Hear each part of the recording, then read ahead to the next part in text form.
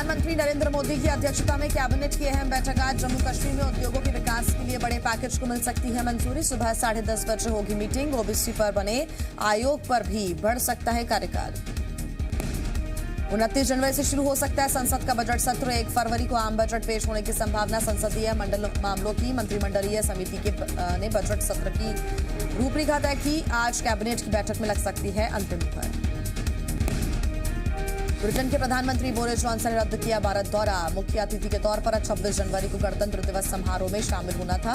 प्रधानमंत्री मोदी को फोन करके दी जानकारी। ब्रिटेन में कोरोना के हालात का दिया हवाला। बाजार में आई पूर्व राष्ट्रपति प्रणब मुखर्जी की आत्मकथा द प्रेसिडेंशियल ईयर्स 2012-2017। तत्कालीन राजनीतिक हालात का किया जिक्र। कांग्रेस के तौर तरीकों को बताया। 2014 में करारी हार की वजह पीएम मोदी को पूर्ववर्ती प्रधानमंत्री से प्रेरणा की सलाह। कृषि कानूनों के खिलाफ किसानों के प्रदर्शन का आज 42वां दिन। आज होने वाली ट्रैक्टर रैली को 7 जनवरी तक के लिए टाला। 8 जनवरी को समाधान के लिए 8वें दौर की वार्ता होगी। कानून वापस देने पर अड़े हैं किसान। इंदौर में बेरवा समाज के कार्यक्रम में बीजेपी के राष्ट्रीय महासचिव कैलाश विजयवर्गीय शामिल हुए और इस दौरान उन्होंने किसान आंदोलन को लेकर कहा कि दुनिया की कोई भी बड़ी समस्या चर्चा से हल होती है। सरकार ने अपने दरवाजे खुले रखे हैं, लेकिन कुछ लोगों में मतभिन्नता के कारण परेशानी है।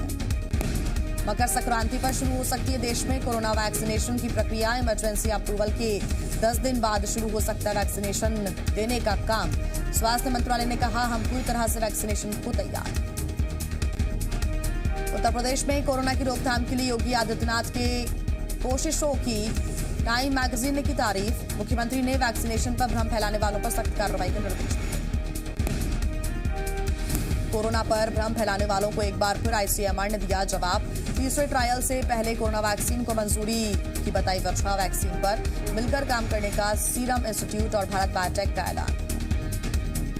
छत्तीसगढ़ में एक बार फिर वैक्सीनेशन का ड्राई रन होने जा रहा है। कल और परसों यानी 7 और 8 जनवरी को प्रदेश के 21 जिलों में ड्राई रन होगा। केंद्रीय स्वास्थ्य मंत्री डॉक्टर हर्षवर्धन खुद 7 तारीख को वीडियो कॉन्फ्रेंसिंग के जरिए वैक्सीनेशन की तैयारियों की जानकारी लेंगे। आपको बता दें कि बीती 2 जनवरी को ही प्रदेश के 7 जिलों में ड्राई रन किया जा चुका है।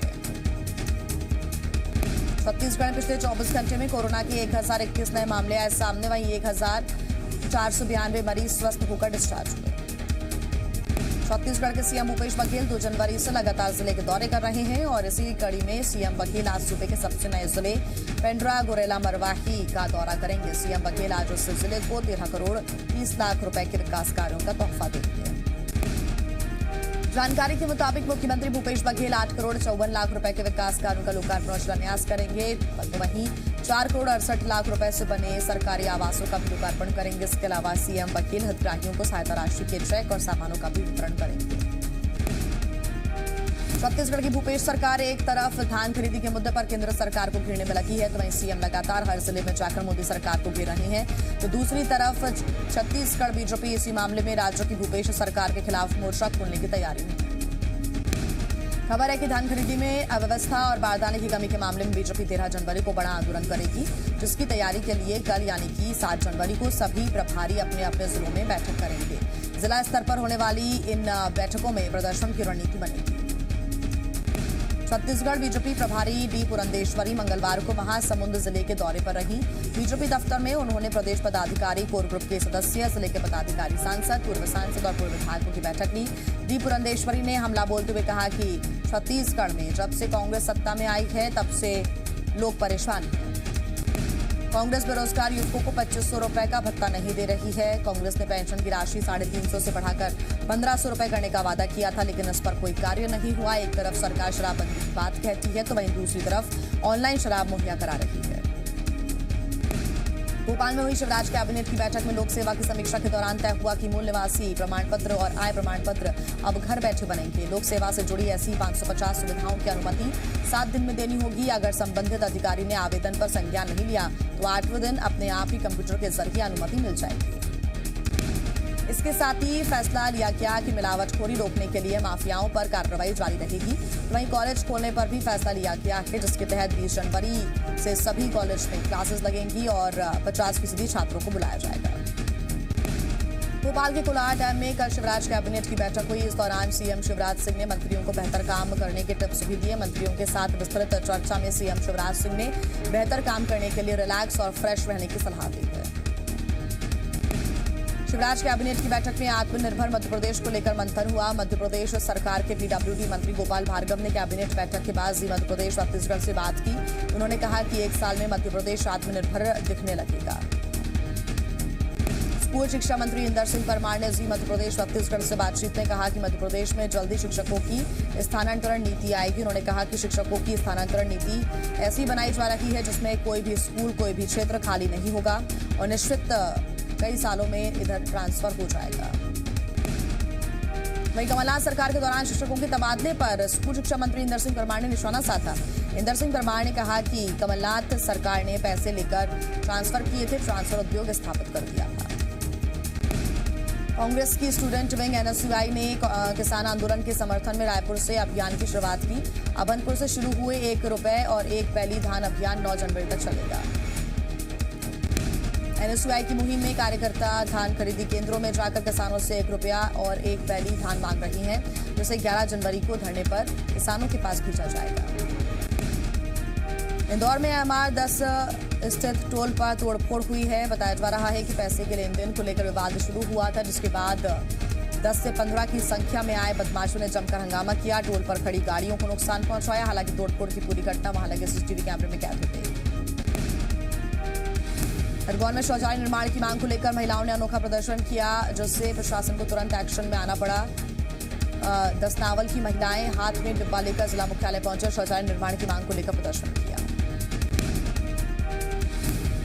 महिलाओं ने कहा कि उनके गांव में किसी के यहां शौचालय नहीं बना, इसकी वजह से उन्हें खुले में शौच जाना पड़ता है। इसी के साथ ही प्रधानमंत्री आवास योजना, विधवा पेंशन समेत तमाम सरकारी योजनाओं का लाभ नहीं मिलने की उन्होंने शिकायत की है। धमतरी में रेत का अवैध और मनमाने ढंग से उत्खनन का मामला सामने आया है। गिरौद गांव के ग्रामीण बड़ी संख्या में कलेक्ट्रेट पहुंचे और ठेकेदार पर गंभीर आरोप लगाए। ग्रामीणों का आरोप है कि ठेकेदार अपनी सीमा को छोड़कर दूसरी सीमा में मशीन लगाकर खनन कर रहा है, जबकि गाड़ियों की आवाजाही से गांव की सड़कें खराब हो रही हैं। इसके साथ ही ग्रामीणों का आरोप है कि गांव वालों से लोडिंग भी नहीं कराई जाती है। अगर विरोध करते हैं तो झूठे केस फंसाने की धमकी दी जाती है। ग्रामीणों ने तत्काल सीमांकन करवाकर मशीन से उत्खनन पर रोक लगाने की मांग की है। निवाड़ी जिले के ओरछा में अनियंत्रित होकर एक कार जामनी नदी में गिर गई, जिससे कार में सवार पति पत्नी और 2 बच्चे नदी में डूब गए। महिला तैरकर पानी से बाहर निकल आई, जबकि गोताखोर ने बच्ची का रेस्क्यू कर लिया। बच्ची की हालत गंभीर होने के चलते इलाज के लिए झांसी भेजा गया है, जबकि बच्चे और उसके पिता का अभी तक कोई सुराग नहीं लगा। सतना में एक बार फिर बरगी जल में मंदाकिनी में मिलाने का मुद्दा गरमा गया है। नागौद के पूर्व विधायक ने 20 जनवरी को महापंचायत बिठाने का ऐलान किया। आज उन्होंने खैरुआ सरकार में किसानों की पंचायत आयोजित की और संकट मोचन भगवान महावीर को ज्ञापन सौंपा। आपको बता दें कि सतना की जीवन रेखा मानी जाने वाली बरगी के दाईं तट नहर का निर्माण अधर में लटका हुआ है। कटनी के स्लीमनाबाद के पास नहर का काम रुका पड़ा हुआ है। ऐसे में टनल प्रोजेक्ट तय समय से बन पाना नजर नहीं आ रहा। बैतूल में एड कंपनी के नाम पर ठगी की बड़ी वारदात सामने आई है। पैसे दोगुना करने का सपना दिखाकर 250 लोगों को करोड़ों का चूना लगा दिया गया। पहले बिजनेस पार्टनर बनाया, फिर पैसे देने के वक्त कंपनी फरार हो गई। ग्वालियर प्रशासन ने एक राइस मिल पर छापामार कार्रवाई की है। बिना लाइसेंस के मिल का संचालन हो रहा था। लाइसेंस की अवधि साल 2015 में ही खत्म हो गई थी। मिल में गंदगी को देखकर अधिकारियों ने मिल मालिक को फटकार लगाई और फिर मिल को सील कर दिया।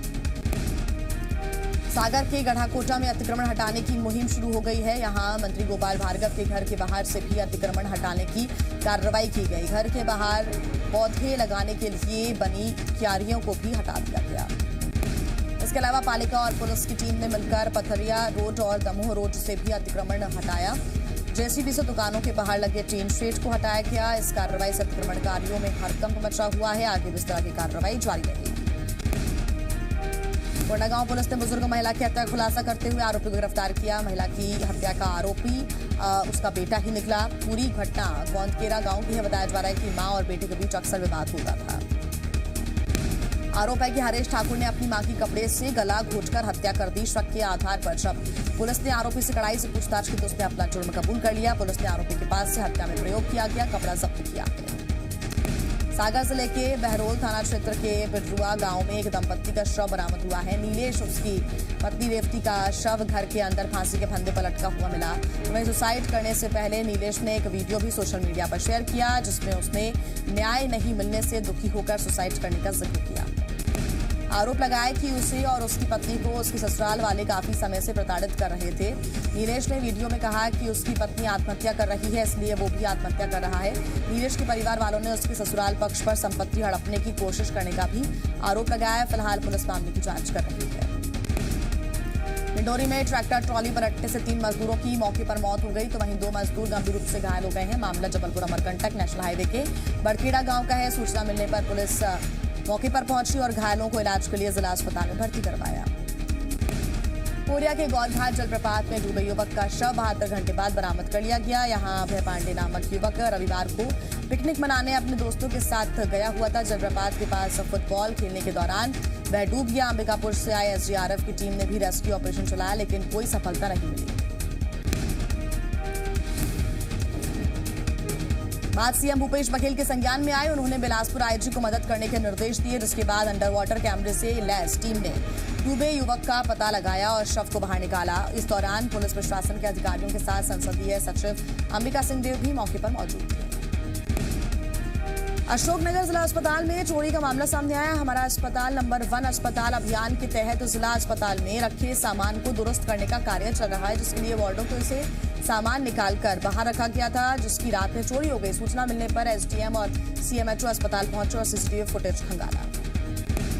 फुटेज में कुछ लोग ट्रैक्टर से सामान ले जाते हुए नजर आ रहे हैं। चोरी में स्वास्थ्य विभाग के कर्मचारी शामिल हैं, जिनकी पहचान कर सीएमएचओ ने वरिष्ठ अधिकारियों से कार्रवाई को लेकर रिपोर्ट भेज दी है। तो वहीं एसडीएम ने चोरी में शामिल कर्मचारियों के खिलाफ एफआईआर दर्ज करने के निर्देश दिए हैं।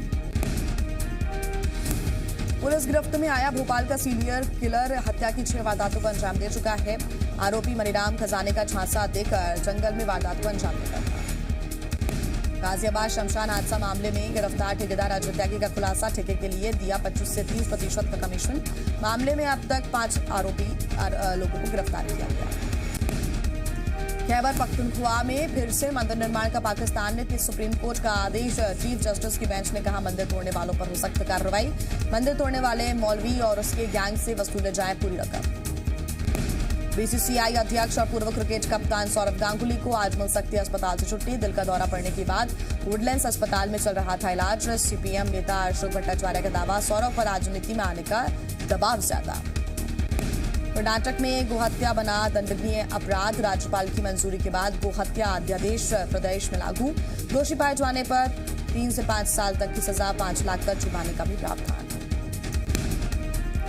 रोहित शर्मा का सिडनी टेस्ट खेलना तय। शार्दुल ठाकुर नवदीप सैनी में फंसा पेंच। न्यूजीलैंड के जेमिसन ने फैन के सिर पर दिया ऑटोग्राफ, तीसरे दिन भी नहीं हटाया सिग्नेचर। शशि थरूर ने कंगना रनौत के ट्वीट पर दिया जवाब, हर महिला को आप जैसा सशक्त देखना चाहता हूं। मट्टू की साइकिल को लेकर प्रकाश राव का बयान, कहा यह फिल्म थिएटर में ही रिलीज करना चाहता हूं, डिजिटल प्लेटफॉर्म पर नहीं। आज से जैसलमेर में शुरू होगी फिल्म बच्चन पांडे की शूटिंग। इस फिल्म में अक्षय कुमार और कृति सनन मुख्य भूमिका में नजर आने वाले हैं। वंशवाद पर बोली सीमा खान, मेरे पति बड़े परिवार से होने के बाद भी कुछ बड़ा नहीं कर पाए। अक्टूबर एक्ट्रेस बनीता संधू को हुआ कोरोना, सरकारी अस्पताल में इलाज कराने से किया इनकार। रणवीर सिंह ने दीपिका पादुकोण को बताया बीवी नंबर 1। एक्टर ने वाइफ के बर्थडे पर यूं जताया प्यार।